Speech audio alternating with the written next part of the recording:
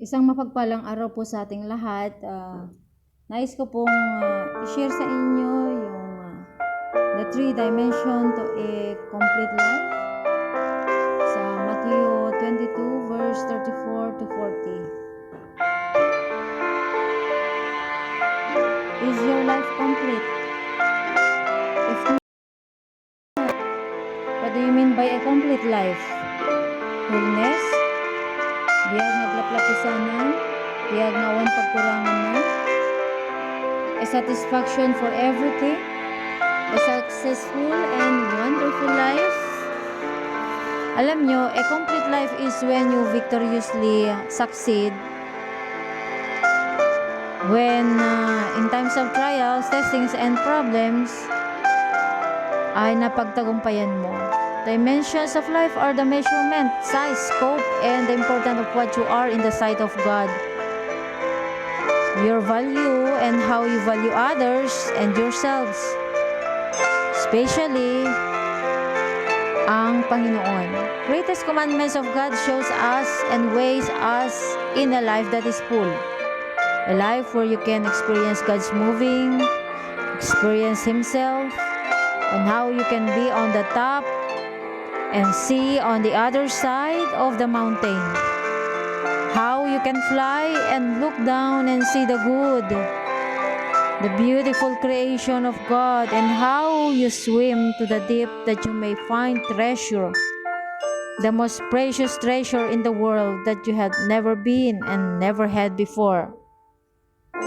The greatest commandment is a mark of a Methodist who exercise holy living. I want to share 3 dimensions into a complete life according to Martin Luther King Jr. One is the length of life. This is the dimension of life where we are concerned with developing our inner powers.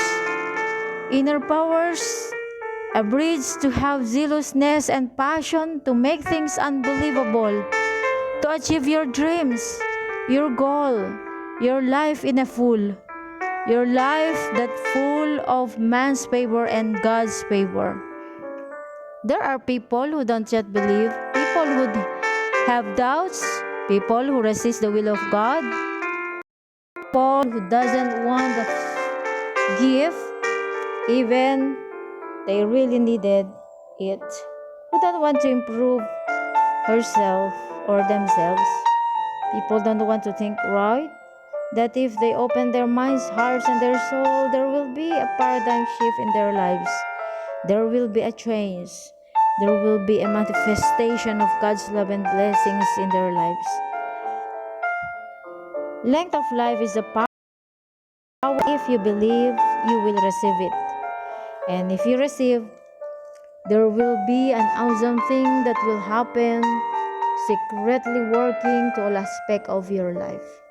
As one thinketh in his heart, so he is. Kung ano ang iniisip mo, ikaw yan. So if we expand and go out from our shell, open and widen our perspective, we could be able to get fresh power from on high, to see and look with ourselves that we are so precious with God. He created us for Himself, for His pleasure, for His own. A person is a product of his own thoughts.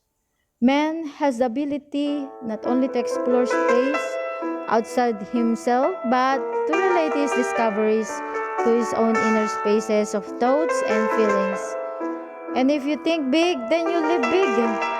Sabi po ni David Squarch. Dimension of life. In the length of life, this is the selfish dimension. There is such a thing as a rational and healthy self-interest. This is a principle or dimension of loving yourself, accept yourself, and you're full.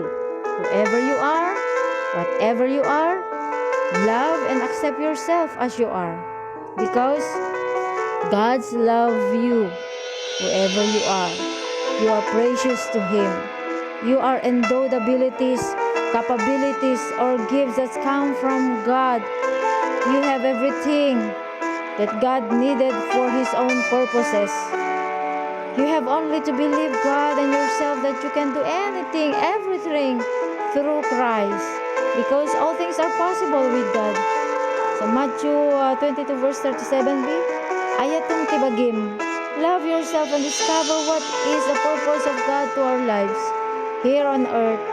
Set out to do it. And if you do, whenever trials and testing, trust in the Lord with all your heart and lean not unto thine own understanding. And in all thy ways acknowledge him, and he shall direct thy path. And if you are there, remember this quote that took from Martin Luther King Jr.'s sermon. If you can't be a pine on the top of the hill, be scrub in the valley. Little scrub on the side of the hill. Be a bush. If you can't be a tree. If you can't be a highway, just be a trail.